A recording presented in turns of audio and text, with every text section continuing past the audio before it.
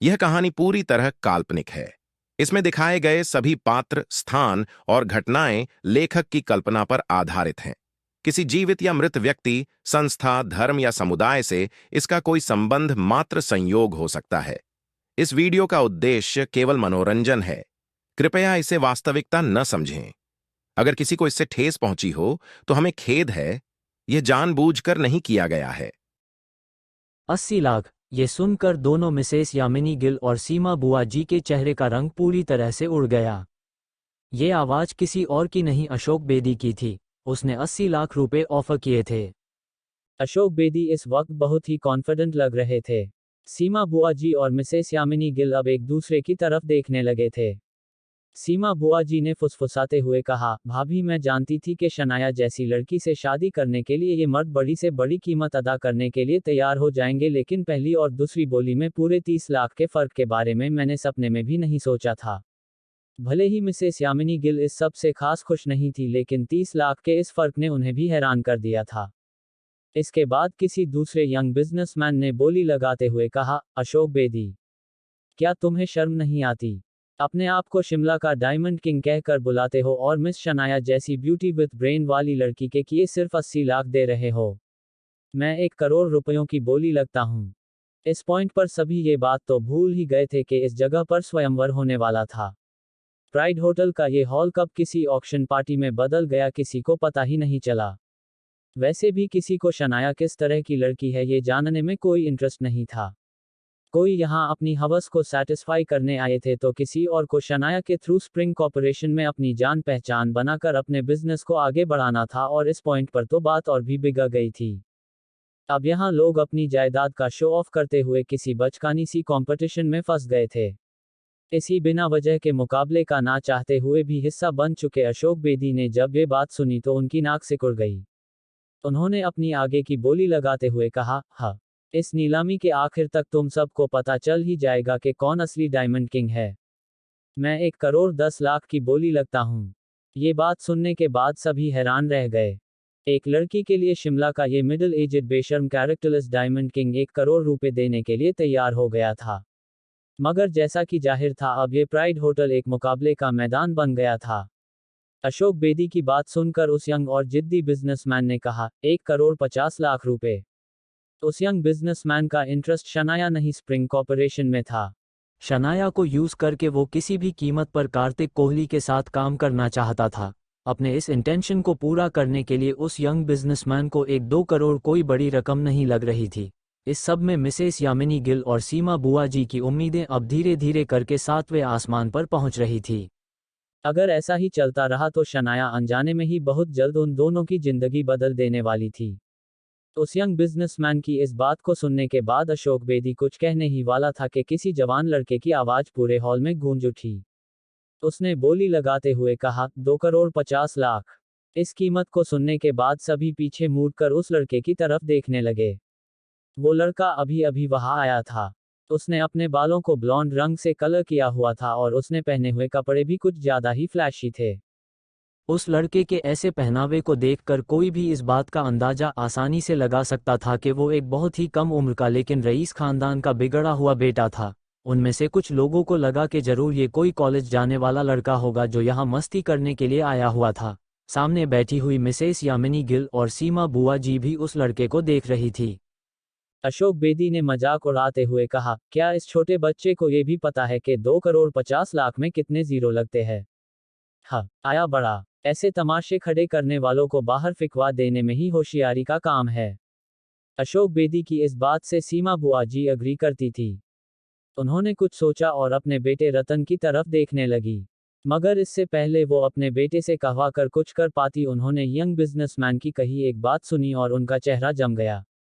अशोक बेदी से मुकाबला कर रहे उस यंग बिजनेसमैन ने अशोक को बेवकूफ समझते हुए कहा, अशोक बेदी, क्या तुम अपने आप को शिमला के रईस लोगों में से एक नहीं मानते? क्या तुम्हें इतना भी नहीं पता कि वो लड़का शिमला के सबसे बड़े खानदानों में से एक नेगी खानदान का इकलौता वारिस है?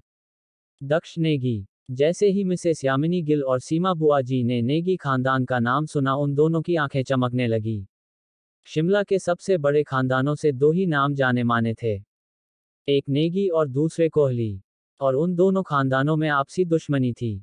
कोहली मतलब कार्तिक कोहली का खानदान जो खुद आहान के लिए काम करता था।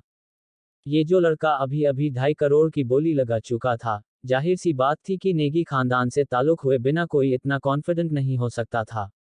सबसे पीछे बैठे हुए उस लड़के की तरफ देख के सीमा बुआ जी ने मन ही मन में कहा, अच्छा हुआ कि मैंने रतन से कहकर कोहली और नेगी दोनों खानदानों में इनविटेशन कार्ड भेज दिए थे।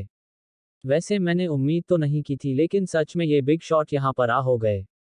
सच में शनाया कोई आम लड़की नहीं है। सीमा बुआ जी तो बस नेगी खानदान के प्रॉपर्टी के बारे में सोचकर ही खुश हो रही थी। असल में दक्ष नेगी की रेप्यूटेशन कुछ खास नहीं थी। पूरे शिमला शहर में दक्ष नेगी के बारे में तरह तरह की बातें होती रहती थी, और उससे भी अजीब बात तो ये थी कि दक्ष नेगी कभी उन बातों को झूठलाता नहीं था बल्कि हामी भर देता था। दक्ष नेगी के बारे में बताते हुए अशोक बेदी ने मुंह बनाकर कहा, क्या दक्ष नेगी? मैंने तो सुना है कि ये एक बहुत ही बदचलन लड़का है। यहाँ तक कि शिमला के यूनिवर्सिटी में पढ़ रही आधी से ज्यादा लड़कियों को ये लड़का घुमा चुका है, और एक रात के बाद उन लड़कियों को इस तरह इग्नोर करता है मानो दूध में से मक्खी निकाल कर फेंक रहा हो। शराब, जुआ और सिगरेट तक तो ठीक है, मैंने तो ये भी सुना है कि इस दक्ष नेगी को ड्रग्स का नशा करने की भी आदत थी, और इसी जुर्म में वो कुछ महीनों के लिए जेल में भी रहकर आया था। छी, क्या मिस शनाया ऐसे लड़के के साथ रह के फिर से अपनी जिंदगी तबाह करना चाहती है? अशोक बेदी का इरादा साफ था। वो दक्ष की बुराई करते हुए और असलियत बताते हुए उसकी इमेज को तहस नहस कर देना चाहते थे। अगर लड़का ही बिगड़ेल निकला तो कोई भला उसे अपनी बेटी क्यों देता, लेकिन यहाँ पर मामला ही उल्टा था। मिसेस यामिनी गिल को बस अपनी बेटी के लिए बड़ा और अमीर खानदान चाहिए था, और सीमा बुआ जी को तो बस अपने फायदे से मतलब था। जितना बड़ा खानदान उतना ज्यादा पैसा। इसलिए अशोक बेदी की ये सारी बकबक वेस्ट हो गई थी। लेकिन उसकी कही बात पर यंग बिजनेसमैन ने कहा, अच्छा, अगर दक्ष नेगी बिगड़ेल है तो तुम अपने आप को कहाँ देखते हो? तुम तो अपनी रंगीन हरकतों के तजुर्बे में दक्ष नेगी से कई आगे निकल चुके हो। अपनी ये बात कहने के बाद उस यंग बिजनेसमैन ने कुछ सोचा और अपनी जगह पर खड़ा हो गया।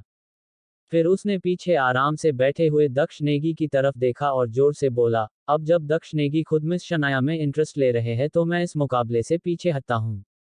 मैं उम्मीद करता हूं कि दक्ष नेगी और मिस शनाया शादी करके हमेशा हमेशा के लिए खुश रहे। वो यंग बिजनेसमैन बहुत ही होशियार था। उसने ये बात सोच ली कि उसके पास 2 करोड़ से आगे जाने का बजट नहीं था, और ना ही वो कोहली खानदान से बराबरी करने वाली नेगी खानदान से पंगा ले सकता था। इसीलिए बहुत ही होशियारी और इज्जत के साथ उसने अपने कदम पीछे ले लिए थे। जब अशोक बेदी ने देखा कि वो यंग बिजनेसमैन बड़ी ही चालाकी से बच निकला था तो वो इरिटेट होने लगा। सीमा बुआ जी को नेगी खानदान इस सिचुएशन में बेस्ट लग रहा था। इसलिए वक्त गवाए बिना उन्होंने कहा, क्या कोई 2 करोड़ 50 लाख से ज्यादा दे सकता है? 2.5 करोड़ 1, 2.5 करोड़ 2, 2.5 करोड़। मगर इससे पहले कि सीमा बुआ की अपनी बोली को पूरा कर पाती किसी ने कहा, 5 करोड़। इस पॉइंट पर सभी चौंक गए। पैसे तो अलग बात थी, लेकिन किसमें इतनी हिम्मत थी कि वो नेगी परिवार के वारिस से पंगा ले रहा था? ये आवाज बहुत ही जेंटल और एनर्जेटिक थी। जी हाँ, ये आवाज किसी और की नहीं, रोहन की थी। वही रोहन जो आहान से बदला लेने के लिए शनाया को हासिल करना चाहता था। पहले तो सब इस तरह रोहन की तरफ देख रहे थे मानो कोई बेवकूफ़ी कर रहा था, लेकिन रोहन की पहचान भी आम नहीं थी। वो रोहन कोहली था, कार्तिक कोहली के बड़े भाई का बेटा, नेगी खानदान के दुश्मन कोहली खानदान का बेटा था। अब ये स्वयंवर सच में किसी तूफान की तरफ हो गया था। हर दूसरे पल में एक नया ट्विस्ट, ऐसा ट्विस्ट जिसे किसी ने सपने में भी एक्सपेक्ट ना किया हो। जब दक्ष नेगी ने रोहन को वहां देखा वो मुस्कराने लगा। लोग तो हैरान रह गए थे। क्या रोहन कोहली एक रिजर्व नेचर का लड़का नहीं है?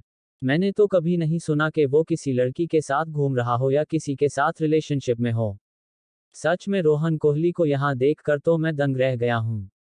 क्योंकि रोहन हमेशा से ही रुपल को पसंद करता था, उसने कभी किसी दूसरी लड़की की तरफ देखा भी नहीं था। लेकिन ये सब लोग कहाँ जानते थे कि एक निकम्मे घर जमाई ने रोहन से उसका प्यार छीन लिया था, और उस सब की वजह से रोहन यहाँ 5 करोड़ की बोली लगा रहा था। दक्ष नेगी बहुत ही काम लग रहा था। उसने कहा, रोहन, क्या तुम यहाँ मेरे साथ कंपटीशन करने आए हो? वेल, अच्छी बात है। मुझे कोई प्रॉब्लम नहीं है। तुमने 5 करोड़ कहा, है ना? तो ठीक है, मैं 8 करोड़ की बोली लगता हूँ। 7 करोड़ सुनकर रोहन ने बिना सोचे कहा, 8 करोड़। कहा ये बोली धीरे धीरे आगे बढ़ रही थी और कहा ये दो सबसे रईस जवान लड़के उस ऑक्शन के स्टैंडर्ड को बढ़ाते ही जा रहे थे। वैसे तो रोहन ने 10 करोड़ रुपए तक अपना मार्जिन डिसाइड कर लिया था, लेकिन अब वो अपने आप को रोक नहीं पाया क्योंकि ये बात अब सिर्फ आहान से ही नहीं उसके खानदानी दुश्मन से भी जुड़ी हुई थी। 8 करोड़ से आगे बढ़कर अब ये बोली 25 करोड़ तक पहुंच गई थी। दक्ष तो आराम से बोली बढ़ा रहा था, मगर रोहन वो हर बोली के साथ पहले से ज्यादा इम्पल्सिव हो रहा था। 35 करोड़, दक्ष ने मुस्कराते हुए कहा। उसने एकदम से 10 करोड़ रुपयों के फर्क से बोली बढ़ा दी थी। अब रोहन से रहा नहीं गया और उसने बिना सोचे समझे कहा 50 करोड़ रुपए। अब इस पॉइंट पर सभी की आंखें खुली की खुली रह गई। मिसेस यामिनी गिल और सीमा बुआ जी के तो होश ही उड़ गए थे। 50 करोड़ सुनने के बाद दक्ष के चेहरे की हंसी और भी ज्यादा गहरी हो गई। वो अपनी जगह से खड़ा हुआ और रोहन के पास जाकर बोला, चिल ब्रो, अगर तुम्हें सच में वो सेकंड हैंड लड़की, क्या नाम है उसका, हाँ शनाया, वो पसंद है तो you can have her, congratulations. और ये कहकर वो हंसते हुए वहां से बाहर चला गया। रोहन कोहली की समझ में ही नहीं आ रहा था कि अभी अभी उसके साथ क्या हुआ था। कंपल्सिव होकर उसने बिना वजह 50 करोड़ रुपए खर्च कर दिए थे और सेकंड हैंड सुनने के बाद तो रोहन को अपने आप से और भी ज्यादा नफरत हो रही थी। अब जबकि उसने सबके सामने बड़े ही घमंड के साथ बोली लगा ली थी तो वो पीछे भी नहीं हट सकता था। रोहन ने बेमन से एक ब्लैक कलर का कार्ड सीमा बुआ जी तरफ फेंक दिया। दूसरी तरफ प्राइड होटल से बाहर जा रहे दक्ष नेगी ने किसी को कॉल किया। कुछ देर तक बजने के बाद जब वो कॉल दूसरी तरफ से उठाई गई, दक्ष नेगी ने कहा, यंग मास्टर, काम हो गया है जैसा आपने कहा था। रोहन ने मिस शनाया को खरीद लिया है।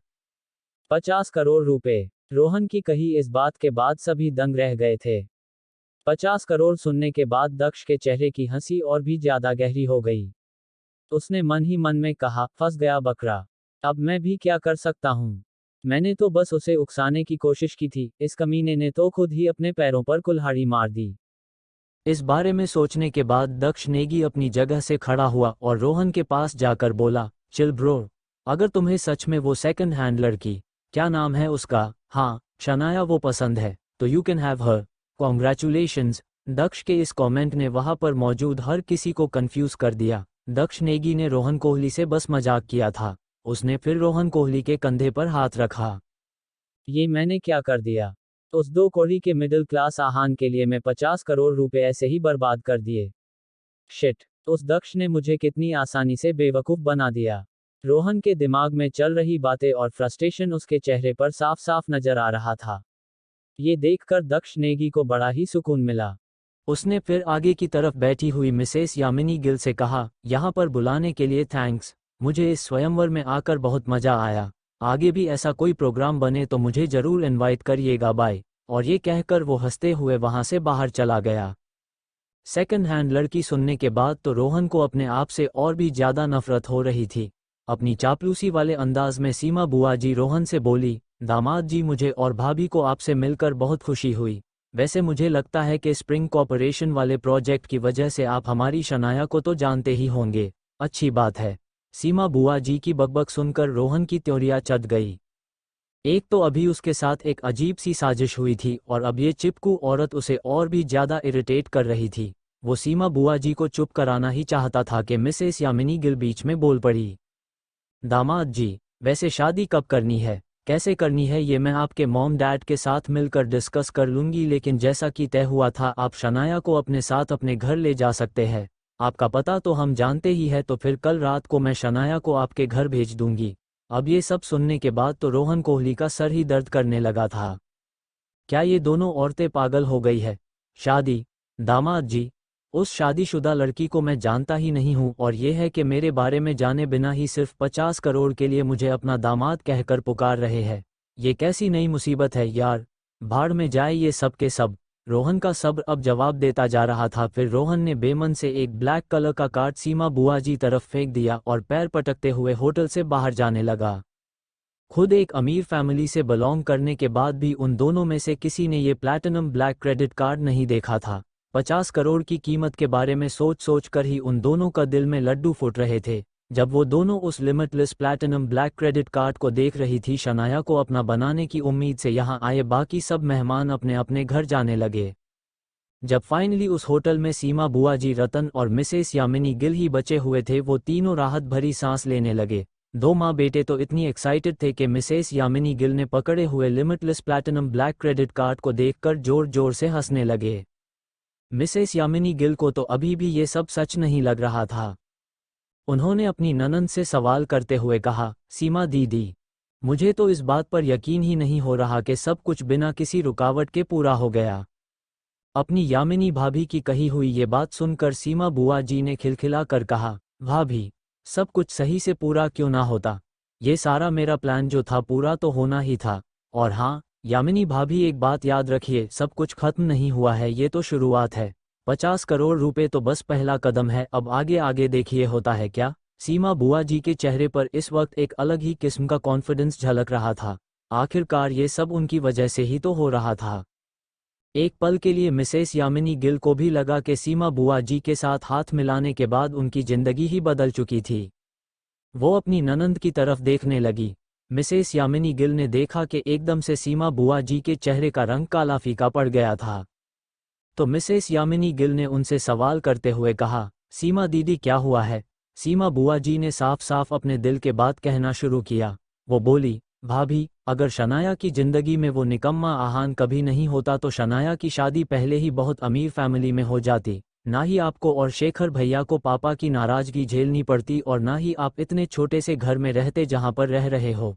सब कुछ काफी खूबसूरत और ग्रैंड होता। अपनी ननंद की बात सुनकर मिसेस यामिनी गिल को भी थोड़ा बुरा लगा, मगर अगले ही पल वो मुस्कराने लगी और बोली, कोई बात नहीं सीमा दीदी, अब सब ठीक ही गया है। कोहली खानदान शिमला का सबसे अमीर खानदान है। मैंने तो सुना है कि स्प्रिंग कॉर्पोरेशन की डील के बाद कार्तिक कोहली का दिल्ली के रायजादा खानदान के साथ उठना बैठना भी है। कुछ ही दिनों में कोहली परिवार को पूरे हिंदुस्तान में जाना जाएगा, और मुझे तो ये बात ही राहत दे रही है कि अब शनाया भी कोहली परिवार की बहू बनने जा रही है। मिसेस यामिनी गिल की आंखों में झांक कर ये बताना मुश्किल नहीं था कि वो आगे का सोचकर कितनी ज्यादा एक्साइटेड हो रही थी। सीमा बुआ जी को भी ये सारे सुहाने सपने बहुत खुशी दे रहे थे। उन्होंने अपने बेटे रतन की तरफ देखकर कहा, अब हमारे अच्छे दिन आ गए हैं। जल्द ही हम सब एक चैन जी जिंदगी जीने वाले हैं। सारी प्रॉब्लम्स खत्म होने वाले हैं। उन तीनों को इस पॉइंट पर तो बहुत ही राहत मिल रही थी, लेकिन वो तीनों लालची रिश्तेदार इस बात से अनजान थे कि उनकी किस्मत के आगे क्या क्या लिखा था। उनके इस लालच का क्या अंजाम होने वाला था, अब ये तो आगे ही पता चलने वाला था। दूसरी तरफ प्राइड होटल से बाहर जा रहे दक्ष नेगी ने किसी को कॉल किया। कुछ देर तक बजने के बाद जब वो कॉल दूसरी तरफ से उठाई गई, दक्ष नेगी ने कहा, यंग मास्टर, काम हो गया है। जैसा आपने कहा था, रोहन ने मिस शनाया को खरीद लिया है। स्वयंवर कम नीलामी में जो कुछ भी हुआ था उसका रिपोर्ट देते हुए दक्ष नेगी बहुत ही सिंसियर लग रहा था। अब तक जो अकड़ और एटीट्यूड दक्ष नेगी के अंदर झलक रहा था, एक ही पल में पोलाइट रवैये में बदल गया। फोन की दूसरी तरफ से एक रोबिली आवाज ने सवाल करते हुए कहा, आखिर में रोहन कोहली को कितने पैसे देने पड़े। जी हाँ, ये आवाज किसी और की नहीं, आहान की थी। जब उसे शिमला डेली ने ऑनलाइन पब्लिश किए हुए आर्टिकल के बारे में पता चला, आहान ने ज्यादा रिएक्ट नहीं किया, लेकिन फिर मिस्टर विक्रम ने अपने यंग मास्टर को इस हाई क्लास स्वयंवर के बारे में बताया। अब आहान हाथ पर हाथ धरे बैठ नहीं सकता था, और असल बात तो ये थी कि वो ये सब होते हुए देखना भी नहीं चाहता था। शनाया आहान की बॉटम लाइन थी। अगर शनाया को मुश्किल हो ऐसी कोई भी पॉसिबिलिटी थी तो आहान खामोश हो रह सकता था। लेकिन बात यह भी थी कि आहान अपनी असली पहचान रायजादा ग्रुप्स का नया वारिस इस तौर पर इतनी जल्दी बाहर नहीं आना चाहता था। बात साफ थी, रायजादा छोटा नाम नहीं था। अगर उनके घर से कोई सब्जी लेने भी बाहर निकलता तो वो न्यूज़ बन जाती थी, तो आहान के नए वारिस होने की बात तो जंगल में लगी आग की तरह फैल जाती। इसलिए आहान जब पुलिस को वहां भेजने के बारे में सोच रहा था, आहान को एक और नई खबर मालूम पड़ी। रोहन कोहली रुपल का सो कॉल्ड फियोंसे आहान से बदला लेने के लिए उस स्वयंवर में हिस्सा लेने वाला था। आहान को अब रास्ता मिल गया था। मिस्टर विक्रम ने आहान को इस बात का अंदाजा पहले ही दे दिया था कि कोहली खानदान के साथ हाथ मिलाने के वजह से उनके दुश्मन नेगी खानदान भी आहान से दोस्ती करना चाहते थे, और आहान ने इसी सिचुएशन का फायदा उठाकर दक्ष नेगी को वहां भेज दिया और अपना काम सही से करा लिया। दक्ष नेगी ने प्राइड होटल में हुई एक एक बात आहान की बता दी। 50 करोड़ के बारे में सुनने के बाद आहान के चेहरे पर एक टेढ़ी मुस्कान छा गई। उसने दक्ष नेगी से कहा, आपने अच्छा काम किया है मिस्टर दक्ष नेगी।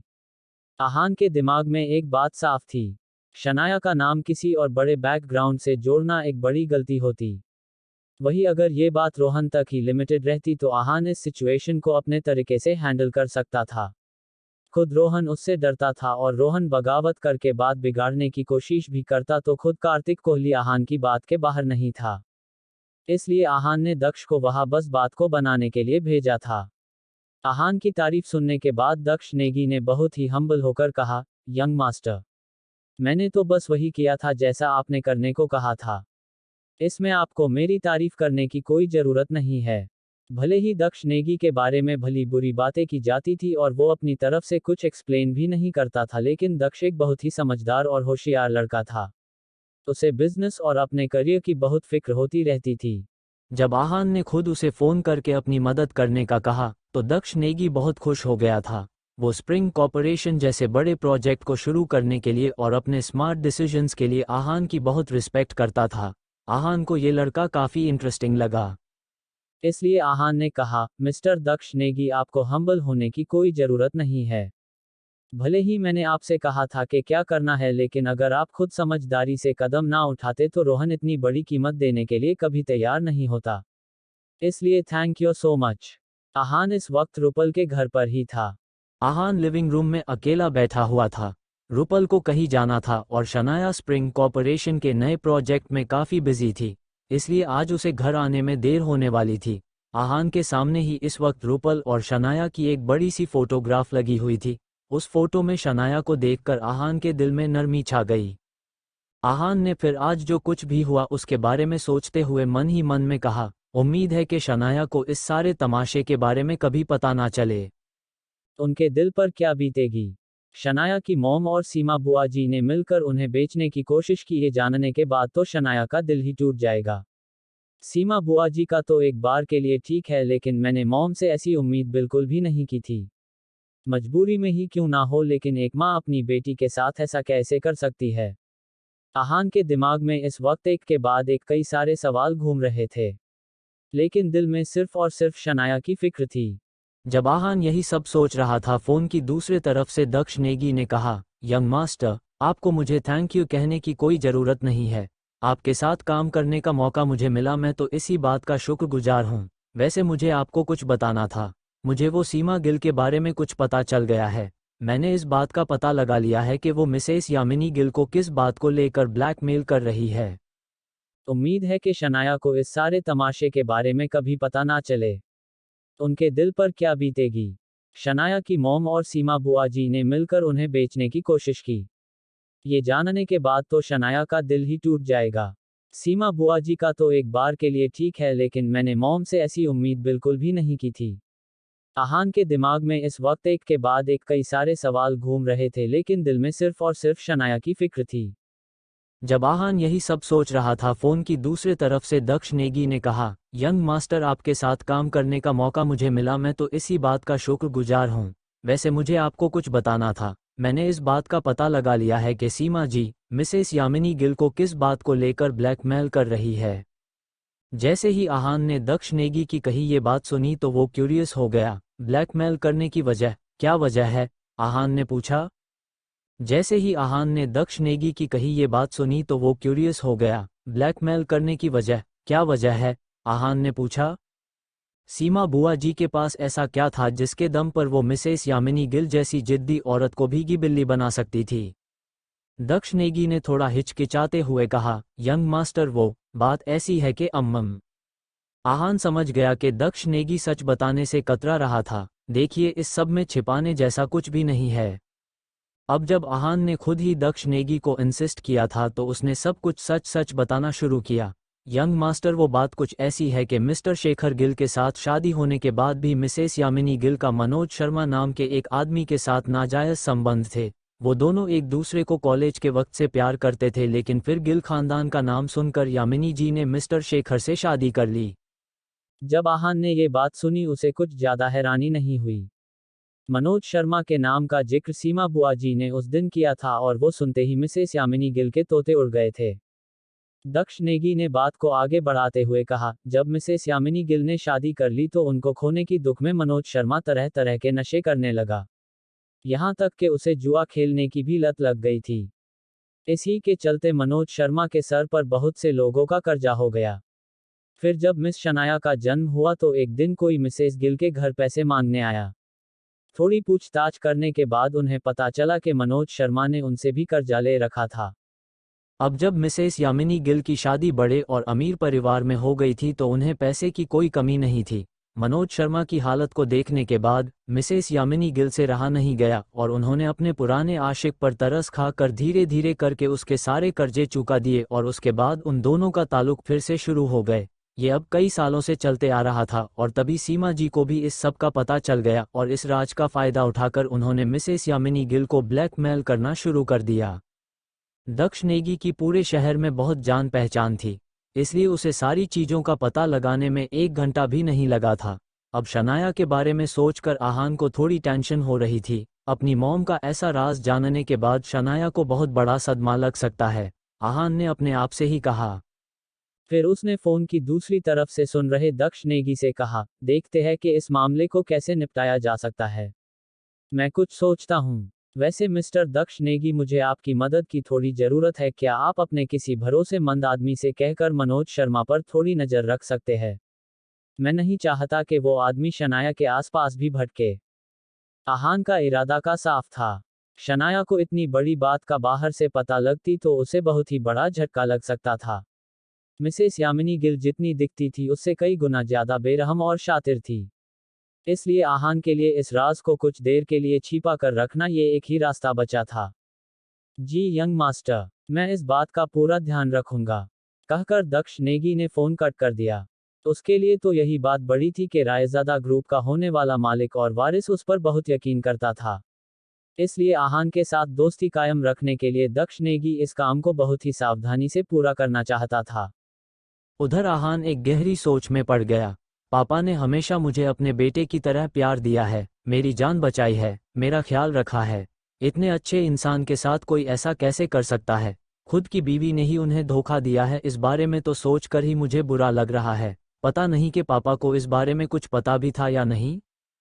कुछ देर तक वही सोचने के बाद आहान अपने कमरे में जाने ही वाला था कि रुपल के घर का दरवाजा बाहर से खुला। आहान ने अंदाज लगा लिया कि शनाया वापस आ गई होगी। आहान ने पलटकर शनाया की तरफ देखा। पूरा दिन स्प्रिंग कॉर्पोरेशन की डील पर काम करने के बाद शनाया बहुत थकी हुई लग रही थी। उसके चेहरे का रंग फीका पड़ गया था। मगर शनाया की आंखें, उसकी आंखें लाल हो गई थी। आहान को लगा कि जरूर काम की वजह से शनाया की आंखें दर्द कर रही होगी तो उसने मुस्कुराते हुए पूछा, आप क्या खाना चाहती है? मैं अभी बना देता हूँ। आपको बहुत भूख लगी होगी ना? आप फ्रेश हो जाइए, तब तक मैं आपका डिनर तैयार करता हूँ। आहान की मुस्कान को देखकर शनाया अपने आप को कंट्रोल नहीं कर पाए और उसे गले लगाते हुए बोली, आहान को अपने शर्ट पर शनाया के आंसू महसूस हो रहे थे। वो समझ गया कि शनाया ने वो आर्टिकल पढ़ लिया होगा और इसी वजह रो रो कर अपना हाल बुरा बना लिया होगा। आहान ने अपने सीने से लगी शनाया के बाल सहलाना शुरू किया। आहान ने फिर शनाया ने से कहा, शनाया आपको इतनी सी बात के लिए रोने की कोई जरूरत नहीं है, आप शांत हो जाइए। लेकिन शनाया और जोर जोर से रोने लगी। उसकी सिसकियां इतनों जोर जोर से सुनाई दे रही थी कि अब शनाया को सांस लेने में भी तकलीफ हो रही थी। शनाया ने फिर रोते हुए आहान से कहा, इतनी सी बात? क्या ये इतनी सी बात है कि तुम्हारे बारे में इतना बड़ा आर्टिकल छपा है और उसमें तुम्हारी तारीफ नहीं हो रही आहान, बल्कि बुरे बुरे इल्जाम लगाए जा रहे हैं? ये सब मॉम ने किया है। शनाया को इतना पैनिक होते हुए देखकर आहान ने कहा, आप खामखा परेशान हो रही है शनाया, आपको तो पता ही है मैं इन सब बातों को ज्यादा ध्यान ही नहीं देता। आहान सब कमेंट्स में तुम्हारे बारे में बुरा भला कह रहे हैं। शनाया सच में बहुत उदास हो गई थी। इस दुनिया का सबसे अच्छा इंसान, एक बेस्ट पति, उसके सामने खड़ा था। बाहर लोग इसी आहान को लालची, चोर, निकम्मा क्या कुछ कहकर नहीं बुला रहे थे। शनाया को ये सोचकर ही रोना आ रहा था। आहान ने जब शनाया की आंखों में उदासी देखी तो मुस्कुराते हुए बोला, शनाया लोग जो चाहे कह सकते हैं। वो कहते हैं ना, कुछ तो लोग कहेंगे, लोगों का काम है कहना। मुझे उनकी बातों से कोई फर्क नहीं पड़ता। जब तक आपको मैं बुरा नहीं लगता तब तक मैं ठीक हूँ। आहान ने स्माइल करते हुए कहा। वो सारे कमेंट करने वाले लोग, शिमला के अमीर खानदान और यहाँ तक मिसेस यामिनी गिल उसके बारे में क्या सोचती थी, इस सब से आहान को कोई फर्क नहीं पड़ता था। ये सारे लोग उसकी जिंदगी में जरूरी ही नहीं थे, इसलिए वो बहुत शांत था। जब शनाया ने आहान की कही हुई बात सुनी तो उसका रोना रुक गया। शनाया ने फिर से आहान के सीने में अपना सर छुपाते हुए आहान से धीमी आवाज में पूछा, आहान तुम मेरे साथ इतने अच्छे से क्यों पेश आते हो, मेरा इतना ख्याल क्यों रखते हो? आहान ने पहले तो ये सवाल सही से सुना नहीं, लेकिन एक सेकंड के बाद जब आहान से शनाया की बात को समझने की कोशिश की उसे पता चल गया कि शनाया क्या पूछ रही थी।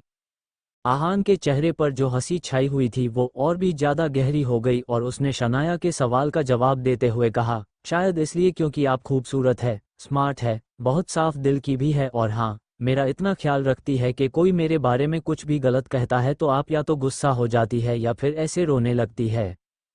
आहान की कही इस बात को सुनकर शनाया को अपने दिल में तितलियां उड़ते हुए महसूस होने लगी।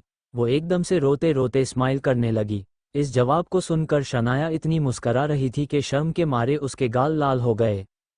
लेकिन फिर उसने आहान के बाजू पर हल्के से चपट लगाते हुए बोली, आहान तुम्हें क्या लगा था कि मैं समझ नहीं पाऊंगी? सच सच बताना, क्या तुम मेरे साथ फ्लर्ट करने की कोशिश कर रहे हो?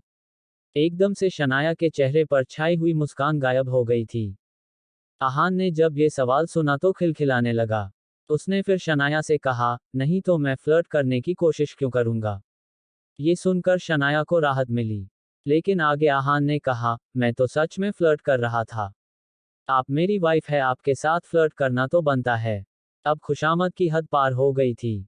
शनाया आहान से नजरें नहीं मिला सकती थी। वो इतना ब्लश करने लगी कि उसने आहान को छोड़ा और उसकी तरफ पीट करके खड़ी हो गई। शनाया के ऐसे शर्मिंदले रिएक्शन को देखकर आहान हंसने लगा। उसने अपनी बीवी को मनाने की कोशिश करते हुए कहा, शनाया आप तो नजरें चुरा रही है, अब मैंने ऐसा भी क्या कह दिया, यहाँ देखिए मेरी तरफ। ये कहते हुए आहान शनाया के हाथ को इस तरह हिलाने लगा मानो कोई बच्चा जिद कर रहा हो। शनाया भी स्माइल करने लगी। शनाया ने नाराज होने का नाटक करते हुए आहान से कहा, मैं नहीं देख रही, मैंने तुमसे एक सीधा सिंपल सवाल किया था, लेकिन बजाय इसके कि तुम मुझे सही जवाब देते तुम मेरे साथ फ्लर्ट कर रहे हो। अब सच बताओ, मेरी इतनी फिक्र क्यों करते हो, इतनी कदर क्यों है तुम्हें मेरी? अब जब शनाया नाराज हो ही गई थी तो आहान ने कुछ याद किया। ये उस दिन की बात थी जब आहान ने शनाया को पहली बार देखा था। वो दिन आहान को धुंधला सा याद आ गया। आहान ने अपने तरफ पीट कर खड़ी शनाया को पीछे से गले लगा लिया और बोला, क्योंकि आपकी वजह से ही तो मैं जिंदा हूँ, सांसें ले रहा हूँ। अगर आप उस दिन किसी एंजल बनकर ना आती तो मैं मर चुका होता। आहान और शनाया दोनों 3 साल पहले की उस रात को याद करने लगे, जब आदित्य रायजादा के कहने पर कुछ गुंडे आहान की जान लेना चाहते थे। आहान बिना रुके 4 दिन तक उनसे भाग रहा था। दिल्ली से ट्रेन में छिपकर, किसी ट्रक ड्राइवर से लिफ्ट लेकर, यहाँ वहाँ छिप के आहान शिमला पहुंचा था, लेकिन फिर भी वो गुंडे आहान का पीछा नहीं छोड़ रहे थे। भागते हुए आहान मिस्टर शेखर गिल से जाकर टकराया। उसने मिस्टर शेखर गिल से अपने जान की भीख मांगी, तो वो आहान को घर लेकर आए। पहले ही सभी भाइयों में शेखर गिल की फाइनेंशियल हालत कुछ खास नहीं थी। ऊपर से घर पर किसी अजनबी को देखकर अपने नखरेल बर्ताव के चलते मिसेस यामिनी गिल नाराज हो गई और जख्मी और बीमार आहान को घर से बाहर निकालने का कह दिया। उनकी डांट सुनकर मिस्टर शेखर गिल भी एक पल के लिए पीछे हट गए, मगर तब शनाया ने आगे आकर अपनी मॉम से लड़कर आहान की जान बचाने का फैसला किया था। उसके बाद डॉक्टर को बुलाने से लेकर आहान को दवाइयां देने तक आहान की हर बात का ख्याल शनाया ने खुद रखा था। ऐसी बात नहीं थी कि शनाया को आहान पसंद आ गया था या फिर वो उसकी तरफ अट्रैक्ट हो गई थी, मगर सिर्फ इंसानियत के नाते शनाया ने 1 महीने तक आहान का पूरा ख्याल रखा था। तभी से आहान के लिए शनाया उसकी जान बचाने वाली एंजल थी, जिससे वो पहली नज़र में ही प्यार करने लगा था। एकदम से शनाया को कुछ याद आया और वो आहान की तरफ देखकर बोली, आहान तुम उस रात किससे भाग रहे थे? जब आहान बीमार और जख्मी था तब डॉक्टर को बुलाने से लेकर आहान को दवाइयां देने तक आहान की हर बात का ख्याल शनाया ने खुद रखा था। तभी से आहान के लिए शनाया उसकी जान बचाने वाली एंजल थी, जिससे वो पहली नज़र में ही प्यार करने लगा था। शनाया के ख्याल से तो आहान अब रायज़ादा परिवार से बदला लेने के बारे में भी भूल गया था। आहान के ठीक होने के बाद जब शेखर गिल ने कुछ वक्त उसके साथ बिताया तो वो आहान को पसंद करने लगे और उन्होंने अपनी बेटी शनाया को आहान से शादी करने का कहा। जब शनाया और आहान ये सब याद कर रहे थे उन दोनों के चेहरों पर मुस्कान थी। इस वक्त आहान ने शनाया को पीछे से गले लगाकर रखा था। शनाया ने आहान के हाथों पर अपने हाथ रख दिए और हंसते हुए उससे बोली, आहान तुम उस वक्त बहुत ज्यादा नाजुक हालत में थे। मैं तो हर दिन के साथ ज्यादा डरने लगी थी कि कहीं तुम्हें कुछ हो ना जाए, लेकिन तुम ठीक हो गए। तब किसने सोचा था कि एक दिन हम दोनों शादी करके उन दिनों को याद करेंगे।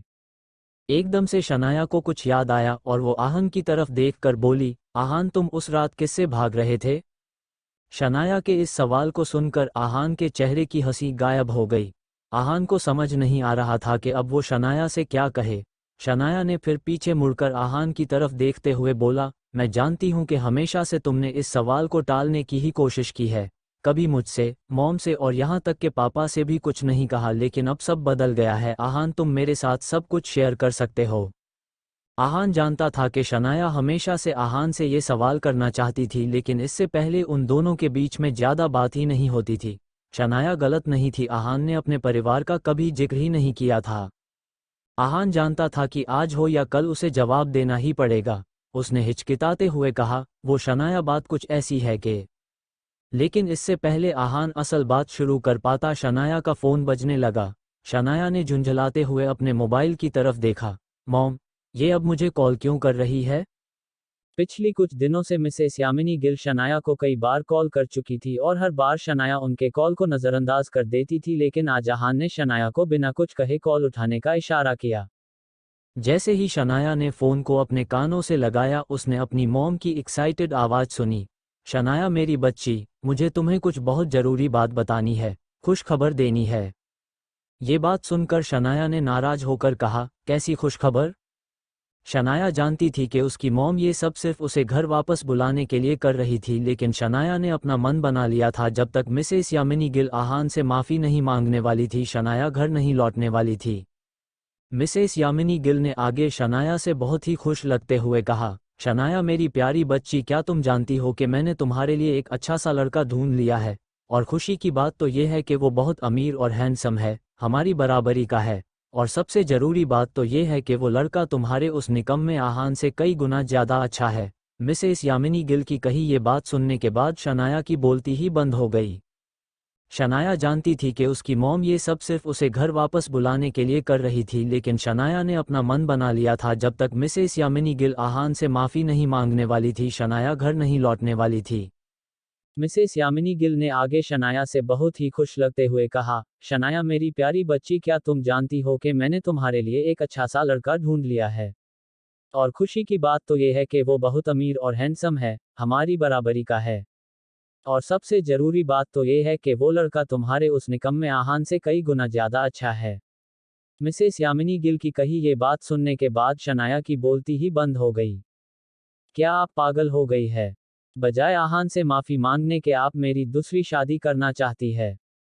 हद है। शनाया ने एक्सप्रेशंस को देखकर आहान समझ गया कि मिसेस यामिनी गिल ने शनाया से क्या कहा होगा। क्या आप पागल हो गई है? बजाय आहान से माफ़ी मांगने के आप मेरी दूसरी शादी करना चाहती है? हद है। शनाया ने एक्सप्रेशंस को देखकर आहान समझ गया कि मिसेस यामिनी गिल ने शनाया से क्या कहा होगा।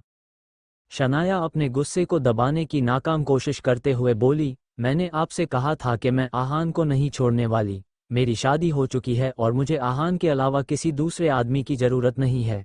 शनाया ने अपनी बात बहुत ही सटीक अंदाज में कही थी। जब मिसेस यामिनी गिल ने शनाया का जवाब सुना, वो दूसरी तरफ से चीखते हुए बोली, शनाया क्या तुम अपने दिमाग से हाथ धो बैठी हो? उस निकम्मे लड़के में ऐसा क्या है? ना ही वो तुम्हें अच्छी लाइफस्टाइल दे सकता है और ना ही तुम्हें खुशियां दे सकता है। क्या है उस आहान के पास? ना पैसा, ना प्रॉपर्टी, ना नाम। लेकिन फिर भी तुम हो कि अपनी जिद पर अड़ी हुई हो। अब शनाया ने भी सीधा सीधा जवाब देकर कहा, क्योंकि मैं उसे पसंद करती हूँ और वो भी मेरा ख्याल रखता है। इस शादी में मैं बहुत ज्यादा खुश हूँ। शनाया के इस जवाब को सुनकर आहान का दिल पिघलने लगा था। शनाया आजकल हर बात पर आहान का साथ देती थी और ये बात आहान को बहुत सुकून दे रही थी। लेकिन मिसेस यामिनी गिल ने शनाया को डांट लगाते हुए कहा, पागल हो गई हो क्या शनाया? क्या खुश रहकर तुम्हारा पेट भर सकता है? वो आहान तुम्हें दे ही क्या सकता है? क्या तुम जानती हो मैंने तुम्हारे लिए किसे ढूंढा है? अब शनाया का सब्र जवाब दे गया, मैं नहीं जानना चाहती हूँ मॉम। ये सुनने के बाद भी मिसेस यामिनी गिल खामोश नहीं रही। उन्होंने अपनी बात को आगे बढ़ाते हुए कहा, तो सुनो, उस लड़के का नाम रोहन कोहली है, बाहर जाकर उस लड़के के बारे में थोड़ी पूछताछ करो। वो लड़का शिमला के कार्तिक कोहली का भतीजा है। आगे जाकर सिर्फ कोहली खानदान का बिजनेस ही नहीं, स्प्रिंग कॉर्पोरेशन को भी वही संभालेगा। देखो शनाया, रोहन कोहली से शादी कर लो, तुम्हारी जिंदगी संवर जाएगी। इस जन्म में आराम से जिंदगी बिता सकोगी। अगर ये सब शनाया की जगह किसी दूसरी लड़की ने सुना होता तो शायद बहुत खुश हो जाती, मगर शनाया को ये सब किसी बकवास से कम नहीं लग रहा था। शनाया ने रूड होते हुए कहा, मॉम क्या आपकी बकवास हो गई है? पर मिसेस यामिनी गिल को अब चिढ़ मचने लगी थी। शनाया, तुम क्या कहने की कोशिश कर रही हो? क्या अब तुम्हें मेरी बातें बकवास लगने लगी है? मिसेस यामिनी गिल ने अपनी बेटी के लिए एक स्वयंवर करने के लिए क्या कुछ नहीं किया था। यहाँ तक कि सिर्फ शनाया के लिए वो सीमा बुआ जी को भी सहन कर रही थी, और ये सब करने के बाद भी मिसेस यामिनी गिल की बेटी ही उन्हें बकवास ना करने को बोल रही थी। शनाया ने अपनी बात पर अड़े रहकर कहा, मॉम मेरा मतलब साफ है, अगर आपकी बकवास खत्म हो गई है तो मैं फोन रख रही हूँ। शनाया कैसे इस बात में मिसेस यामिनी गिल की बोलती ही बंद कर दी, लेकिन फिर उन्होंने गुस्से से आग बबूले होते हुए शनाया से कहा, बेशर्म लड़की, क्या तुम जानती हो कैसे रोहन कोहली जैसे अमीर दामाद को ढूंढने के लिए मैंने कितनी मेहनत की है? शनाया ने अब फोन को अपने कानों से हटाया और बोली, इस सब का मेरे साथ कोई लेना देना नहीं है। और शनाया ने बिना कुछ सोचे कॉल काट दिया। मिसेस यामिनी गिल इस समय इतने गुस्से में थी कि उनकी सांस भारी हो रही थी। उफ़ शनाया, क्या ये लड़की अपना दिमाग कहीं बेच कर आई है? इतने बड़े खानदान के बेटे से शादी करने के लिए मना कर रही है। क्या कमी है रोहन कोहली में? अच्छी रेप्यूटेशन, ढेर सारा पैसा और ऊपर से बहुत ही गुड लुकिंग भी है, लेकिन नहीं, शनाया को तो बस उस कचरे के डिब्बे के साथ ही रहना है। पागल लड़की, सीमा बुआ जी ने शनाया को कोसते हुए कहा। हर वो लड़की जिसके पास थोड़ा दिमाग होता वो सामने से आए हुए रोहन कोहली के शादी के प्रपोजल को ऐसे रिजेक्ट ना करती। यही सोच सोच कर सीमा बुआ जी और मिसेस यामिनी गिल का ब्लड प्रेशर बढ़ रहा था। मिसेस यामिनी गिल ने अपनी मुट्ठी कसते हुए कहा, ये सब उस निकम्मे आहान की वजह से हो रहा है। जरूर उसने ही शनाया को अपने बस में किया हुआ है, वरना मेरी समझदार लड़की कभी ऐसी बेवकूफ़ी नहीं कर सकती। अगर मुझे पहले पता होता कि वो कचरे का डिब्बा आगे जाकर मेरे लिए इतनी सारी मुश्किलें पैदा करने वाला था तो मैं 3 साल पहले उसे वैसे ही मरने देती, लेकिन अपने घर में ना घुसने देती। आहान ही उनकी सारी मुश्किलों को पैदा कर रहा था, लेकिन ये समय थोड़ा ज़्यादा क्रिटिकल था। वो वक्त बर्बाद करते हुए बस आहान को कोस नहीं सकती थी, इसलिए सीमा बुआ जी ने अपना दिमाग चलना शुरू किया। कुछ देर तक सोचने के बाद सीमा बुआ जी की आंखें चमकने लगी। उन्होंने अपनी भाभी की तरफ देखते हुए कहा, यामिनी भाभी, आपकी बात तो सही है।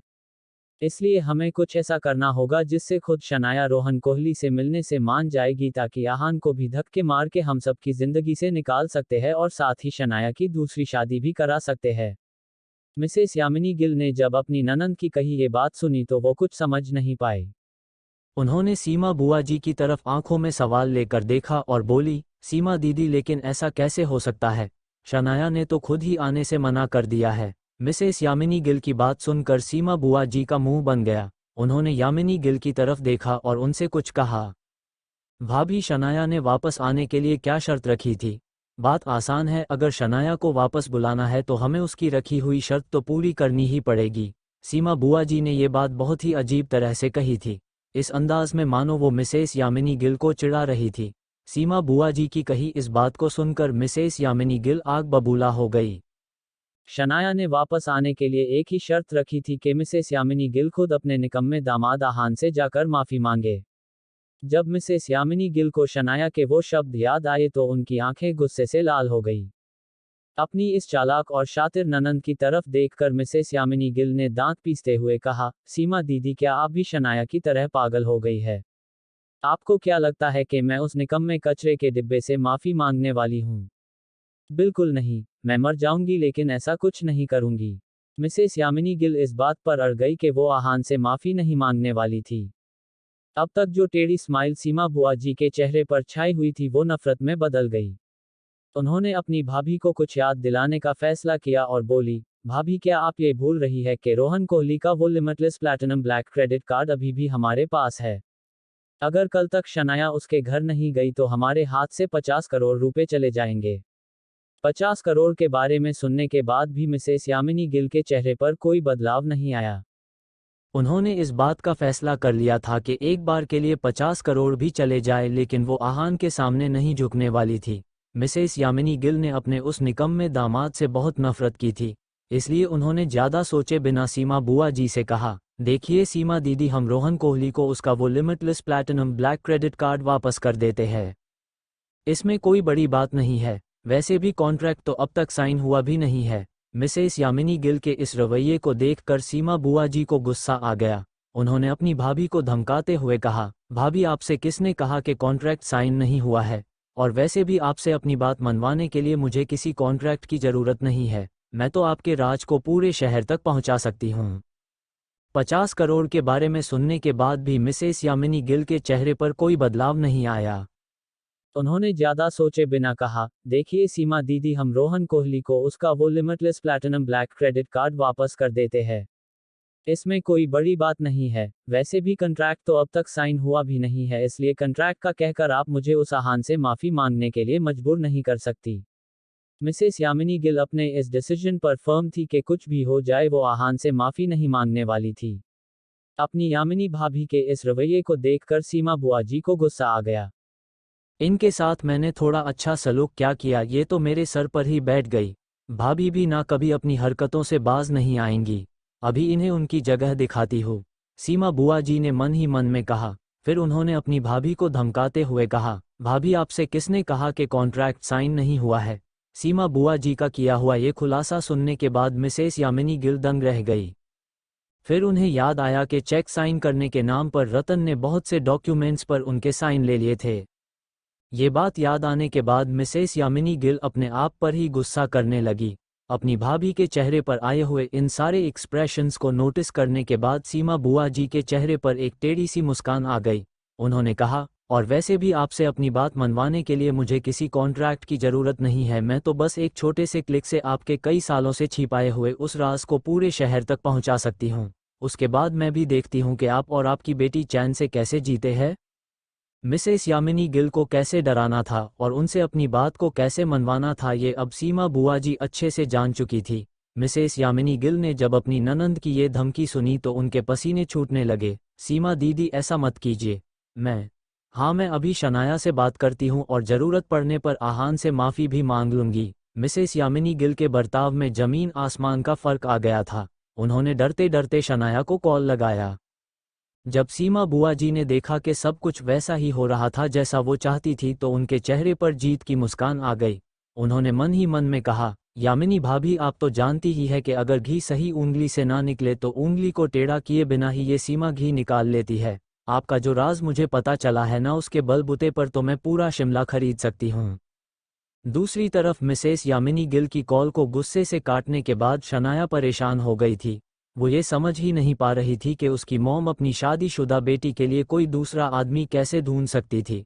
शनाया ने गुस्से में अपने आप से ही कहा, अगर ऐसा ही चलता रहा तो मुझे सच में मॉम से रिश्ता तोड़ना पड़ेगा। मैं हर बार उन्हें समझाने की नाकाम कोशिश करती हूँ और वो हर बार बस वही एक रट लगाकर बैठ जाती है, आहान को छोड़ दो, आहान को डिवोर्स दे दो, हद है। जब शनाया ये सोच रही थी एकदम से उसे आहान का ख्याल आया। शनाया ने आसपास देखा तो आहान कहीं नहीं था। शनाया परेशान होकर उसे हर जगह ढूंढने लगी। उसे लगा कि शायद मिसेस यामिनी गिल की बातों को सुनकर आहान अपसेट हो गया था।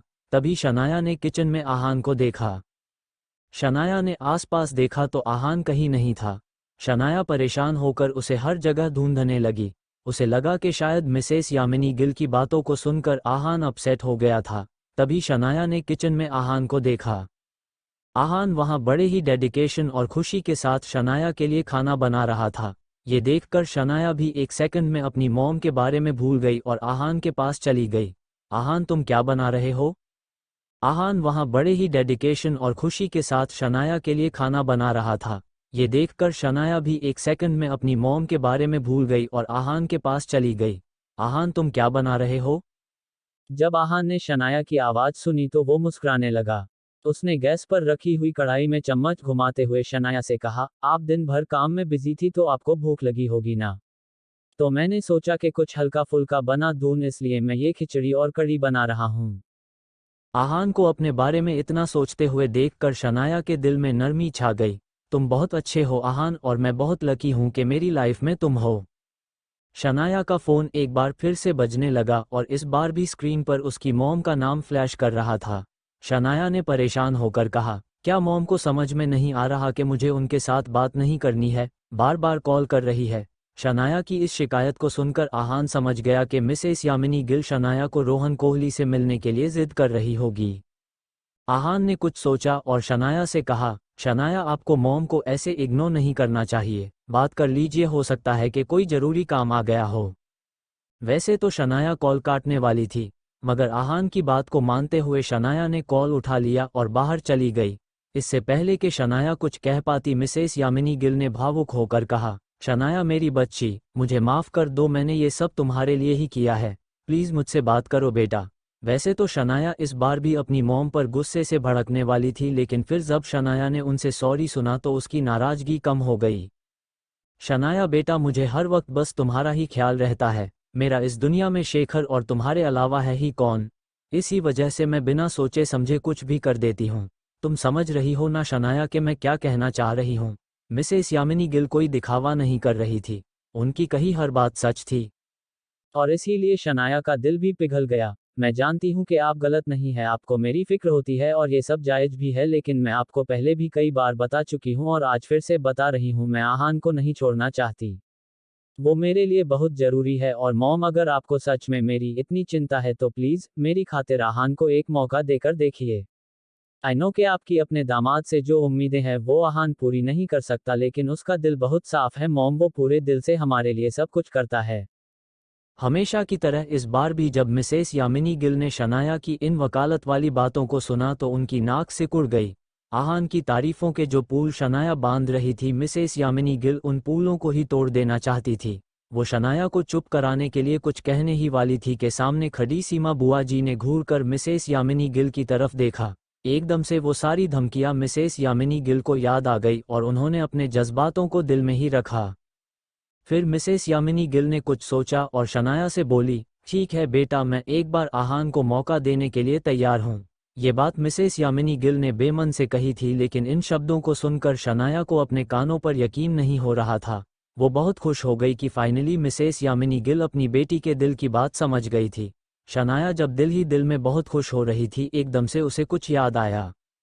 डार्लिंग, जब भी कोई अपनी राय के खिलाफ कुछ कहे तो दो ही पॉसिबिलिटीज होती है, या तो वो इंसान कुछ नया एक्सपीरियंस कर रहा है या फिर वो तुम्हें बेवकूफ़ बनाकर फंसाना चाहता है। ये बात रूपल ने शनाया से कही थी। एकदम से जो खुशी शनाया की आंखों के मचल रही थी वो शांत हो गई। शनाया ने मन ही मन में कहा, मैं मॉम की इस बात पर आसानी से यकीन नहीं कर सकती, मुझे उन्हें टेस्ट करना होगा। मैं अपनी ही माँ के हाथों बेवकूफ़ नहीं बनना चाहती। शनाया ने अब अपना मन बना लिया और अपनी बोली, आप आहान को एक मौका देना चाहती है तो फिर क्यों ना ये नई शुरुआत माफ़ी मांगने से की जाए। आप आहान से सॉरी कह दो। शनाया अपनी मॉम को बहुत अच्छे से जानती थी। मिसेस यामिनी गिल माफ़ी मांगने में बिल्कुल भी विश्वास नहीं करती थी। उनका मानना तो ये था कि अगर तुम गलती भी करो तो खामोशी के इस गलती को नज़रअंदाज करो। माफ़ी मांगना कमज़ोर लोगों की निशानी है, ये बात उन्होंने बचपन से शनाया को सिखाई थी। मगर शनाया ने हमेशा से इस बात को ना मानना ही सही समझा था। आज शनाया इसी सीख का इस्तेमाल करके अपनी मॉम की टेस्ट लेने वाली थी। जैसा कि शनाया ने सोचा था, माफ़ी मांगने का सुन के मिसेस यामिनी गिल को गुस्सा आ गया। अगर बात उनकी मजबूरी की ना होती तो वो कभी भी शनाया की इस बात पर हामी नहीं भरती, लेकिन सीमा बुआ जी ने जो धमकी दी थी उससे डरकर मिसेस यामिनी गिल तुरंत मान गई। उन्होंने शनाया से हामी भरकर कहा, ठीक है बेटा, तुम जैसा चाहती हो वैसा ही होगा। तुम कल आहान के साथ घर आ जाओ, मैं उससे माफ़ी मांग लूंगी। बात साफ थी। शनाया की आंखें अब गुस्से से लाल हो गई। उसने अपनी मॉम से सवाल करते हुए कहा, मॉम सच सच बताइए क्या हुआ है? क्या आप मुझे घर बुलाने के बाद कुछ और करने वाली है जिसे आप मुझसे छिपा रही है? क्योंकि फ़ोन स्पीकर पर था, सीमा बुआ जी ने भी ये बात सुन ली। जब शनाया ने शक के साथ मिसेस यामिनी गिल से ये सवाल किया तो सीमा बुआ जी समझ गई कि शनाया को कुछ तो पता था। दोनों ननंद भाभी के चेहरे का रंग उतर गया। मिसेस यामिनी गिल को तो कुछ समझ ही नहीं आ रहा था। उन्होंने हकलाते हुए शनाया से कहा, न नहीं तो मैं भला तुमसे क्या छिपाने लगी। शनाया भी अपनी मॉम की नस नस से वाकिफ थी। उसने फिर अपना फैसला सुनते हुए कहा, तो फिर ठीक है, मैं और आहान घर वापस नहीं आएंगे, आप भी मुझे कॉल मत करिएगा। शनाया वैसे तो कॉल नहीं काटने वाली थी। उसने बस अपनी मॉम को डराने के लिए ये कहा था। वो जानती थी बात ही खत्म हो जाने के डर से मिसेस यामिनी गिल सब कुछ सच सच बता देंगी, और वैसा ही हुआ। मिसेस यामिनी गिल ने घबराते हुए लेकिन जल्दबाजी के साथ शनाया से कहा, वो शनाया रुको, मैंने रोहन कोहली से पैसे लिए हैं। पैसों का जिक्र सुनकर शनाया का रंग उड़ गया। कितने पैसे? मिसेस यामिनी गिल जानती थी कि बात बाहर आ चुकी थी, तो छिपाने की कोशिश करने से या फिर झूठ कहने से बात और बिगड़ सकती थी। इसलिए उन्होंने शनाया से सच कहा, 50 करोड़। 50 करोड़? शनाया की आंखें फटी की फटी रह गई। क्या ये कोई मजाक चल रहा था? शनाया ने सोचा कि किसी से शादी करने के लिए वो लड़का 50 करोड़ क्यों देगा? भले ही कोई कितना भी अमीर हो, लेकिन एक शादीशुदा लड़की से शादी करने के लिए इतनी बड़ी रकम नहीं देगा। शनाया ने गुस्से भरे अंदाज में सवाल करते हुए बोली, क्या आपने अपनी बेटी को ही बेच दिया है? शनाया जवाब जानती थी, मगर फिर भी ये सवाल करने से अपने आप को रोक नहीं पाई। अपनी बेटी के इस सवाल को सुनकर Mrs Yamini Gill foot foot कर रोने लगी। उन्होंने रोते हुए शनाया से झूठ कहा, नहीं बेटा, ऐसा नहीं है। शनाया जवाब जानती थी। उसने गुस्से से चीखते हुए अपनी मॉम से कहा, अगर ऐसा नहीं है तो वो 50 करोड़ उस रोहन कोहली को वापस कर दीजिए। शनाया की बात सुनकर मिसेस यामिनी गिल ने सिसकियां लेते हुए कहा, शनाया बेटा, ऐसा नहीं हो सकता। वो मैंने कॉन्ट्रैक्ट पर साइन किए हैं, अगर तुमने रोहन कोहली से शादी नहीं की तो वो मुझे जाने नहीं देगा। मुझे जिंदगी भर जेल में रहना होगा। शनाया के लिए ये एक और बड़ा झटका था। आज के दिन में एक के बाद एक नई नई मुसीबतें आ रही थी। शनाया ने गुस्से से फोन को अपने कानों से दूर किया, लेकिन वो कॉल काट नहीं पाए। अगर आप लोग इस कहानी का अगला भाग सुनना चाहते हैं तो जल्दी से मेरे चैनल को सब्सक्राइब करें और मुझे बताएं कि आपको यह कहानी कैसी लगी।